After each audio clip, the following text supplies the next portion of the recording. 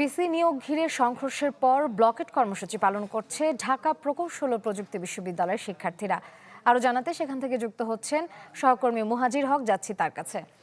মুহাজির, সেখানকার কি পরিস্থিতি জানাবেন?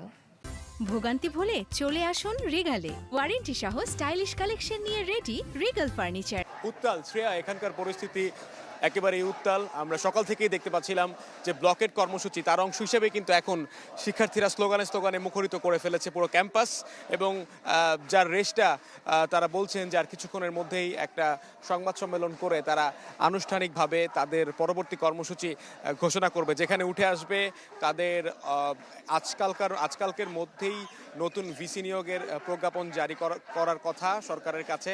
তারা এই বিষয়টাকে জোর দিবেন, এবং বিশেষ করে যে 3 দফা তাদের দাবি ছিল, আহত শিক্ষার্থী যারা হয়েছেন গতকালকে প্রায় 10 থেকে 12 জন শিক্ষার্থী আহত হয়েছেন, তাদের পর্যাপ্ত ক্ষতিপূরণ এবং অবিলম্বে যারা হামলা করেছেন তাদের ছাত্রত্ব বাতিল, এবং দিন শেষে তারা তাদের ক্যাম্পাস থেকে, অর্থাৎ ডুয়েট ক্যাম্পাস থেকেই তারা একজন ভিসি চান, যে ক্যাম্পাসে যিনি আসলে ছিলেন, যিনি আসলে বিগত বছরগুলোতে ডুয়েটের সম্পর্কে যিনি জানেন, এমন একজন মানুষকেই তারা আসলে ভিসি হিসেবে দেখতে চান।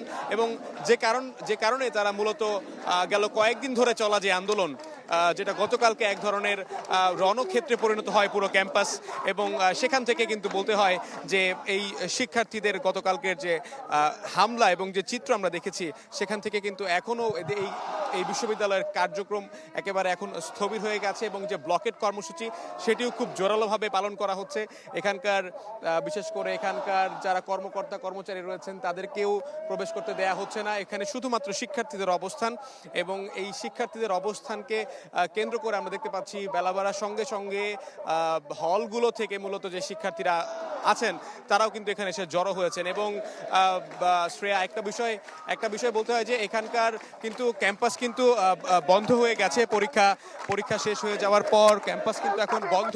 তবে এর পরেও কিন্তু এখানে বেশ বড় একটা অংশ তারা আন্দোলন করছেন, এবং যেই আন্দোলনটা এখন কোন পথে মোড় নেয় সেটাই কিন্তু এখন দেখার বিষয়। শ্রেয়া, ধন্যবাদ মুহাজির।